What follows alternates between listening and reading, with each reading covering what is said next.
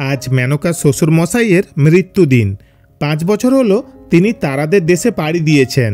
প্রথম 2 বছর মেনকা এই দিনটিতে 5 জন ব্রাহ্মণকে খাওয়াতেন শ্বশুরমশাইয়ের আত্মার শান্তি কামনায়। কিন্তু 3 বছর হলো তাদের ফ্ল্যাট তৈরি হয়ে গেছে। এখন বড় করে এই দিনে দরিদ্র নারায়ণ সেবা করায় মেনকা আর তার মেয়ে চন্দ্রানী, পুটি চন্দ্রানীর ডাক নাম, এখন MA পাস করে একটা বেসরকারি কোম্পানিতে কর্মরতা। 10 কাঠা জমির উপর একটা টিনের বাড়ির জায়গায় এখন শোভা পাচ্ছে একটা বিরাট বড় ঝাঁ চকচকে ফ্ল্যাট, যেখানে 6টা পরিবারের বাস। এখন মেনকা দিদির বয়স 50 বছর। আজ তার খাওয়া পড়ার কোনো কষ্ট নেই। মেয়ে চাকরি পাবার পর থেকেই সংসারের হাল ধরেছে। শ্বশুরমশাই নাতনিকে নিজের পায়ে দাঁড়িয়ে যেতে দেখেছেন এবং 1 বছর তার নাতনির উপার্জনের পয়সায় খেয়েছেন, যেটা তার স্বপ্ন ছিল। আসুন আমরা ফিরে যাই মেনকা দিদির আগের জীবনে। মনে পড়ে মেনকার সেই দিনগুলোর কথা। ও বৌমা, তোমার কি বাসন মাজা হলো? কোথায় তুমি? তোমাকে তো দেখতে পাচ্ছি না। কি গো বৌমা, ও বৌমা। কলতলা থেকে 1 পাঁজা বাসন মেজে উঠান পেরিয়ে ঘরের বারান্দায় ঢোকার মুখে কথাগুলো শুনতে পায় মেনকা। কি হয়েছে বাবা? 7 সকালে এত চেঁচাচ্ছেন কেন? চা খাবেন তার জন্য? আর পারি না বাপু। আরে ও পুটি, দাদু যে সকালবেলা থেকে চেঁচাচ্ছে তা কানের মাথা খেয়েছিস নাকি? 1 কাপ চা করে দিতে পারিসনি দাদুকে? পুটি ঘরের ভেতর থেকে উত্তর দেয়, মা আমার কালকে অঙ্ক পরীক্ষা, অঙ্কগুলো করছিলাম, শুনতে পাইনি। আর মা, তোমাকে বলেছি না আমাকে পুটি বলে ডাকবে না, চন্দ্রানী বলে ডাকবে। এভাবে তুমি পুটি বলে ডাকো। সেদিন মিনতি আমাদের বাড়িতে এসেছিল, ও শুনে ফেলে সব স্কুলের বন্ধুদের বলেছে। ওরা এখন আমায় পুটি বলে খ্যাপায়। আমার আর ভালো লাগে না। এই চুপ করতো। কানা ছেলের নাম পদ্মলোচন, নুন আনতে পান্তা ফুরায়, তাও তোর ঠাকুমা নাম দিয়েছে চন্দ্রানী। একদিন চাঁদের মতো তুই আমাদের মুখ উজ্জ্বল করবি। হায় আমার পোড়া কপাল। আরে বৌমা, ওকে বকাবকি করছো কেন? আমি চা খাওয়ার জন্য তোমাকে ডাকছিলাম না, একটা দরকারি কথা বলার ছিল, তাই ডাকছিলাম। আচ্ছা বাবা, আমার এখন দরকারি কথা শোনার সময় আছে? 5টা বাড়িতে কাজ করতে হয়, তারপর বাড়ি এসে তো রান্না বান্না করব। যা বলার বিকেলে বলবেন, এখন কাজে বেরোতে হবে। ঠিক আছে বৌমা, তাই হবে। কত কথাই না মনে পড়ে মেনকার। সেই কোন ছোটবেলায় মাত্র 15 বছর বয়সে বিয়ে হয়ে মণ্ডল বাড়িতে আসে মেনকা। সেই সব দিনগুলোর কথা মনে পড়লে এখনও চোখে জল আসে মেনকার। রেল লাইনের ধারের একটা ঝুপড়িতে থাকতো মেনকা তার মা বাবার সঙ্গে। মাত্র 4 ক্লাস পর্যন্ত তার বিদ্যা। বাড়িতে ছিল ঠাকুমা, মা, বাবা আর সে। বাবা ঘুরে ঘুরে জোগাড়ের কাজ করত, মা বিড়ি বাঁধায় কাজ করত। খুব অভাবের সংসার ছিল, তাই ওইটুকু বিদ্যা শেখাতে পেরেছে মেনকাকে। এরপর সেও তার মায়ের সাথে সাথে বিড়ি বাঁধার কাজ করত। ঠাকুরমা খুব অসুস্থ ছিলেন, তার ওষুধের টাকা জোগাড় করতে হিমশিম খেত মেনকার বাবা। আসলে তিনি যক্ষা রোগে আক্রান্ত ছিলেন। বেশ কয়েক বছর রোগ ভোগের পর তিনি পরলোক গমন করেন। মেনকাকে দেখতে মন্দ ছিল না। তারা যেখানে বসবাস করত তার আশেপাশে ছিল সমাজ বিরোধীদের আখড়া, তাই অনিল নস্কর সবসময় চিন্তিত থাকতেন মেয়েকে নিয়ে, কখন কোনো অঘটন ঘটে যায়। এরপর তিনি মেয়ের বিয়ের জন্য আশেপাশের লোকজনকে বলা শুরু করেন। তারপর একজন পরিচিত লোকের মাধ্যমে বিমল মণ্ডলের সাথে সম্বন্ধ হয় মেনকার। মেনকার বাবার থেকে এদের অবস্থা আরেকটু ভালো ছিল। 10 কাঠা জমির উপর টিনের ছাউনি দেওয়া নিজস্ব বাড়ি। বাবা ছেলে দুজনেই ভ্যান রিক্সা চালায়। তাতে যা আয় হতো মোটামুটি এদের 4 জনের সংসার চলে যেত। মেনকার শাশুড়িমা সবসময় অসুস্থ থাকতেন। ইনার শরীরে রক্তের অভাব ছিল। 15 বছর বয়সে শ্বশুরবাড়ি আসে মেনকা। সবাই তাকে খুব ভালোবাসত। তার স্বামী মোটেও সংসারী ছিল না। টাকা পয়সা যেটুকু আয় করত বেশিরভাগটাই নিজের হাত খরচা হিসাবে খরচ করে ফেলত। এভাবে সংসার চলছিল মেনকার। 20 বছর বয়সে সে সন্তান সম্ভবা হয়। মেনকার স্বামী তার থেকে 11 বছরে বড় ছিল। সে কখনো জানতেও পারেনি বিমল তার বন্ধুর বিধবা বউয়ের সাথে অবৈধ সম্পর্কে জড়িয়ে পড়েছিল। তাদের বিয়ের 2 বছর পর থেকেই সে এই সম্পর্কে জড়ায়। মেয়ে তখনও জন্মায়নি, আর জন্মাতে আরও 2 মাস বাকি ছিল। এমন সময় মা, বাবা আর সন্তান সম্ভবা স্ত্রীকে ছেড়ে একটা শুধু চিঠিতে 2 লাইন লিখে সে ওই বউটাকে দুটো সন্তান সমেত নিয়ে পালিয়ে যায়। নিজের ভ্যান রিক্সাটা সঙ্গে করে নিয়ে যায়। ওই বউটা দুটো ছেলে ছিল, একটা 6 বছর আর একটার 4 বছর। বিমলের সাথে যারা ভ্যান রিক্সা চালাতো তারা এসে এই খবর দেয়। বউটা ভাড়া বাড়িতে থাকতো, তারপরে বাড়ি ছেড়ে কোথায় চলে গেছে সেই খবর আর কেউ পায়নি। পুরো মণ্ডল পরিবারটা কি অসহায় অবস্থার মধ্যে পড়ে। শ্বশুরমশাই ভ্যান চালিয়ে যেটুকু টাকা পয়সা আনতেন তাই দিয়ে সংসার চালানো সম্ভব হতো না। এই সময় মেনকার বাবা যতটুকু পারতেন মেয়েকে সাহায্য করতেন। এই অভাবের মধ্যেই পুটির জন্ম হয়। মাত্র 20 বছর বয়সেই দুঃখকে বরণ করে নেয় মেনকা। জন্ম থেকে মেয়েকে সাবুটুকু মুখে তুলে দিতে মণ্ডল পরিবারের কালঘাম ছুটে যেত। মেয়ের যখন 6 মাস বয়স তখন মেনকা তার শ্বশুরের অনুমতি নিয়ে লোকের বাড়িতে কাজে নামে। শ্বশুরমশাই শাশুড়িমার চোখের জল ফেলে বৌমাকে কাজে যেতে দেন। মেনকার তখন তার স্বামীকে নিয়ে ভাবার সময় নেই। মন শক্ত করে কিভাবে মেয়েকে মানুষ করা যায় সেই চিন্তা করতে থাকে। ওইটুকু মেয়ের ঘাড়ে এসে পড়ে নিজের সন্তান ছাড়াও আরও 2 জন বয়স্ক লোকের দায়িত্ব। মেয়ে যখন ক্লাস 8-এ ওঠে তখন শাশুড়িমা পরলোক গমন করেন। এত বছরের মধ্যে একটিবারের জন্য তাদের কোনো খোঁজ নিতে আসেনি বিমল। সে তার সন্তানের মুখ দর্শন পর্যন্ত করেনি। শাশুড়িমা মৃত্যুর আগে 7 দিন শুধু বিমলকে ডেকে গেছে, একটাবার যদি সন্তানের মুখ দেখতে পায়। কত দুঃখ নিয়ে চলে গেলেন তিনি। শাশুড়ি মায়ের মুখাগ্নি করে বৌমা। এরপর মেনকা শ্বশুর মশাইকে আর ভ্যান চালাতে দেয় না, কারণ স্ত্রীকে হারিয়ে তিনি খুবই অসহায় হয়ে পড়েছিলেন। তবে একটা জিনিস লক্ষ্য করে মেনকা, কখনো ছেলের নামও তিনি মুখে আনতেন না। হয়তো তার ভিতরে অনেক অভিমান জমেছিল। এরপর মেয়ের পড়াশোনা থেকে শুরু করে সংসারে পুরো দায়িত্ব নিয়ে নেয় মেনকা। বাড়ির সামনের দিকটায় ছোট করে সবজি ক্ষেত করে, সেই সবজি দিয়ে তাদের চলে যেত। এছাড়া হাঁস মুরগি আর ছাগল প্রতিপালন করা শুরু করে শাশুড়ি মায়ের চলে যাওয়ার পর থেকে। না হলে তো সংসার চালানো, মেয়ের পড়ার খরচ চালানো একেবারেই অসম্ভব হয়ে উঠবে। পুটি পড়াশোনায় যথেষ্ট ভালো ছিল। ঘরে ছিল একটা সাদা কালো টিভি, তাও সেটা মুখার্জি বৌদের দেওয়া। পুটির পড়াশোনার খরচ অবশ্য তাদের কাজের বাড়ির দাদা বৌদিরা অনেকটাই দিয়েছে। মাধ্যমিক পরীক্ষার পর থেকে পুটি টিউশন পড়িয়ে নিজের পড়ার অনেকটাই খরচা সামলেছে। মেয়ের মনে একটাই দুঃখ, সে তার বাবার মুখখানাও দেখতে পেল না। মেনকা এখনও স্বামীর কথা চিন্তা করে শাখা সিঁদুর পড়ে। এসব কথা ভাবতে ভাবতেই সন্ধ্যা হয়ে গেছে। শ্বশুরমশাই বলেন, বৌমা কিছু কথা আছে তোমার সাথে। ঠিক আছে বাবা, কি কথা আছে বলুন, এখন একটু সময় হবে শোনার। মেনকা তার শ্বশুরমশাইকে বলেন, আচ্ছা বাবা, কোন যুগে আপনার ছেলে আমাকে ছেড়ে চলে গেছে, এখনও কেন বৌমা বলে ডাকেন? বলেছি না আমাকে মেনকা বলে ডাকতে? ওটা তো আমার অভ্যাস।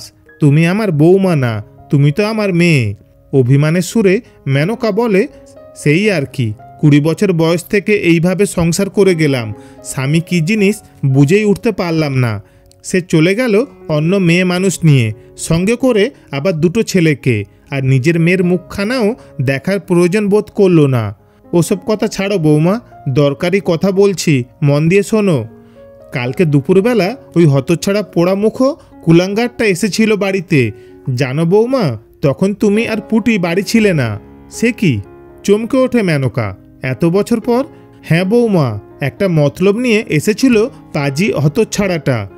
কি বিচ্ছিরি দেখতে হয়ে গেছে বৌমা, তোমায় কি বলবো।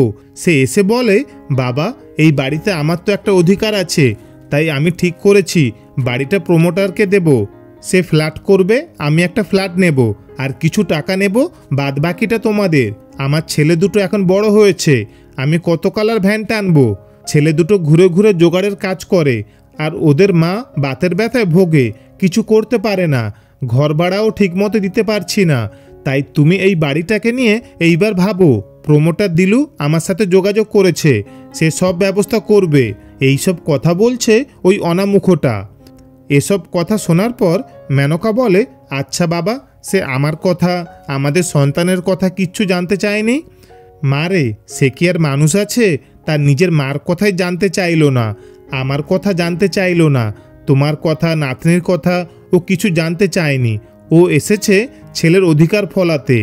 চোখে জল এসে যায় মেনকার। যতই হোক, তার হাত ধরে 15 বছর বয়সে এই মণ্ডল বাড়িতে প্রবেশ করেছিল মেনকা। স্বামী কী জিনিস, স্বামীর সোহাগ কী জিনিস, সেটা বুঝেই উঠতে পারল না সে। তবু তার মঙ্গল কামনায় এখনও তার নামে সিঁদুর পড়ে। বৌমা, মন দিয়ে শোনো, তুমি যেই উকিল বাবুর বাড়িতে কাজ করো ওনার সাথে কথা বলবে। আমি তার সাথে দেখা করে আমার বাড়ি ঘর সব তোমার নামে করে দেব।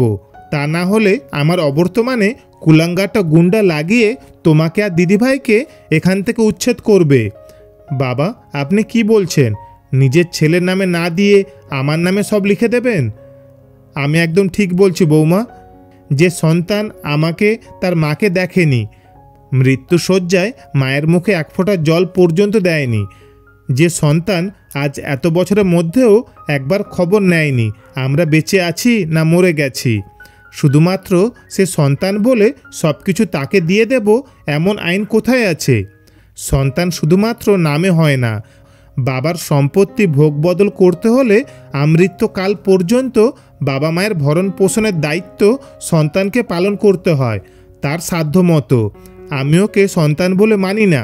আমি স্বইচ্ছায় সজ্ঞানে সমস্ত কিছু তোমার নামে উইল করে দিয়ে যাব। তুমি পরের বাড়ির মেয়ে হয়ে যেভাবে তোমার শাশুড়িমা আর আমার দেখাশোনা করেছ, আমার রক্তের সম্পর্ক সেই কাজ করেনি। তাহলে আমার কাছে কে আপন? ছেলে চলে যাওয়ার পরেও তুমি এই দুটো মানুষকে দেখেছ। কোনো পর পুরুষের হাত ধরে ঘর ছেড়ে চলে যাওনি। তোমার শাশুড়িমার মুখে আগুন দিয়েছ। হলে না তুমি আমাদের সন্তান, সন্তানের কাজই তো করেছ বৌমা। একটা কথাও বলতে পারে না মেনকা। আর শোনো বৌমা, ও কোন আইনের কাছে যাবে? তুমি থাকতে ও আর একজন মেয়ে ছেলে নিয়ে সংসার করে গেল, তোমাকে তো ডিভোর্স দেয়নি। তাহলে আর একটা মেয়ে মানুষ নিয়ে কি করে সংসার করে?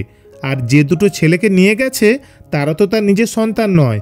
কোন অধিকারে তারা আমার বাড়িতে বসবাস করবে বলতে পারো?